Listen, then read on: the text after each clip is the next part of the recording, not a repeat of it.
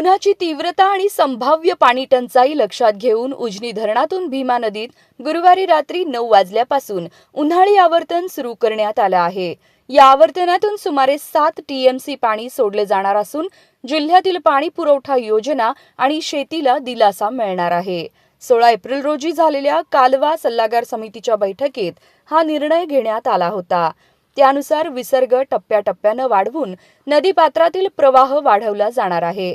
मात्र या निर्णयामुळे धरणाच्या उपयुक्त पाणीसाठ्यात मोठी घट होण्याची शक्यता व्यक्त होत आहे। सध्या उजनीची पातळी 23.65% असून लवकरच धरण मायनसमध्ये जाण्याची भीती आहे। दरम्यान वाढत्या उष्णतेमुळे बाष्पीभवनाचे प्रमाणही वाढले असून गेल्या 23 दिवसात तब्बल 13 टीएमसी पाणी कमी झालं आहे। सध्या धरणात केवळ 12 टीएमसी पाणी शिल्लक असल्याने चिंता वाढली आहे। आगामी आषाढी वारीसाठी आणखी एक आवर्तन सोडावं लागणार असल्यानं परिस्थिती गंभीर होण्याची शक्यता आहे।